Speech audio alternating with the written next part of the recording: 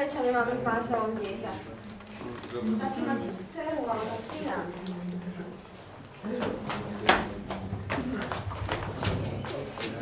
Neboj sa, však nejako bude.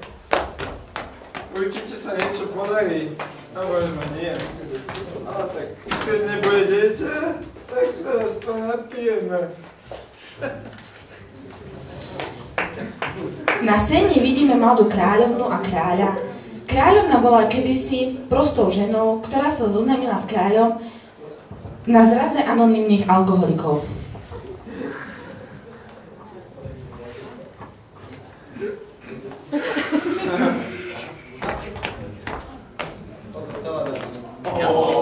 Gin z tej fľašky.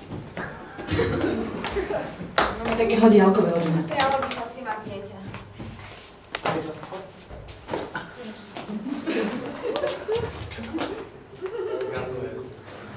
A vy ste kto? Ty už nepínače.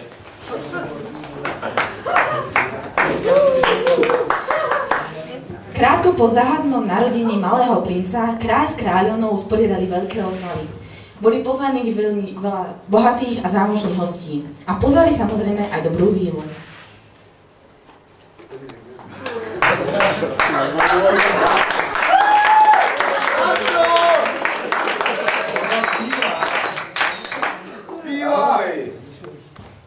Ďakujem vám, kráľovská rodina, za vaše pozvanie. Za 3 hamburgery, ktoré som si tu mohol dať. A preto splním 3 želania, ktoré si budete želať, aby váš syn mal 3 litre koly. Nech si inteligentný. Ticho, hlavne aby nebol ako ja. V živote nebudeš alkoholik. To čo má to znamenať? Prečo ste ma aj pozvali? Bol nedostatok hamburgerov. Čože? Za to, že má nedostatok hamburgerov, zaklínam toto nevinné dieťa, že o 15 rokov umre na popichanie sa o rúžový ker. Bum. To je hrozná priazva. Horšie, že došiel alkohol. Prvýkrát?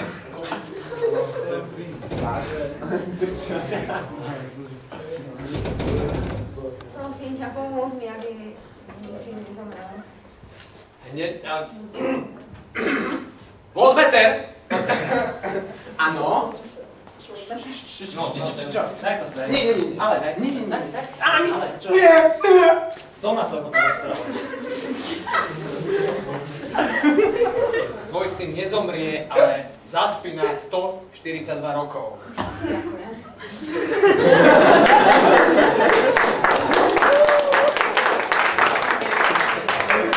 No, ja už musím letieť, ja mám ešte ďalšie stredko. No, práve sa odohráva scéna po 15 rokov, vďaka mladnúcim prostriedkom rodičia nezostávali.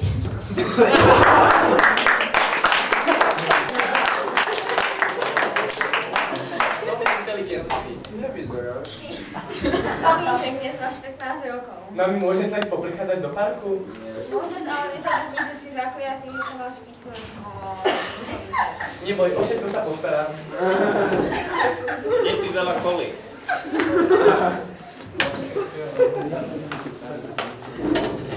Hľadám ker. Není tu ker.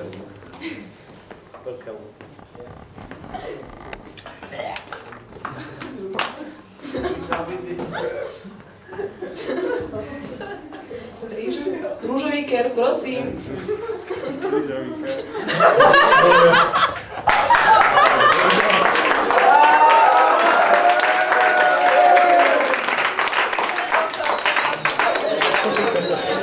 Počkaj.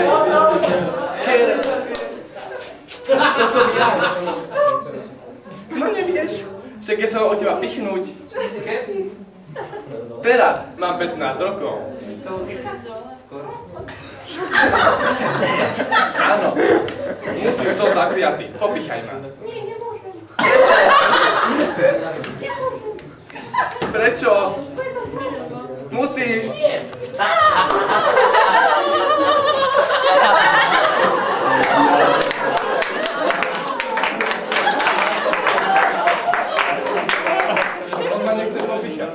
padla mu rúža. Pichne sa sám.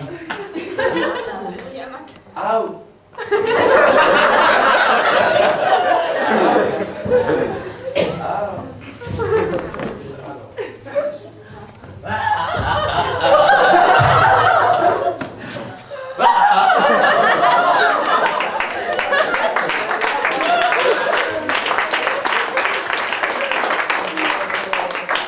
Lenže sa princ pichol do prsta. Celé kráľovstvo zaspalo hlbokým spánkom.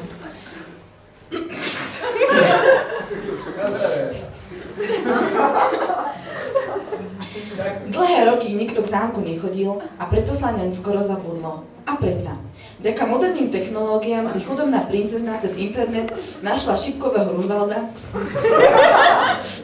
Pomocou navigačného systému GPS našla správnu cestu do záhrady, kde ležal princ. Čau, kto si? Ja? Ťa to za princom. Za akým? Za tým, za tebou. Ja? Toto. Za Ružvaldom. Ja tak to nemôžem dať. Prečo? Ja sa ho nedám, to musím brániť. Ale ja. Ja sa budem brániť. Pochám.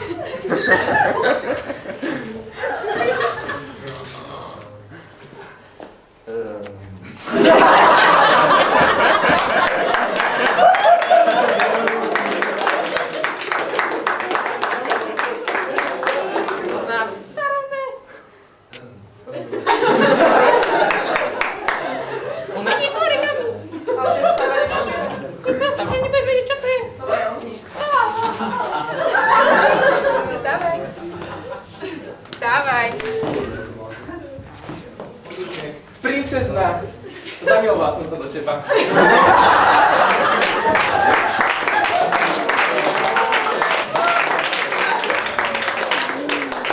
V tom okamihu, čo princezna svojským spôsobom zobudila princa, pominula zlá kliatba a celý zámok sa prebudil.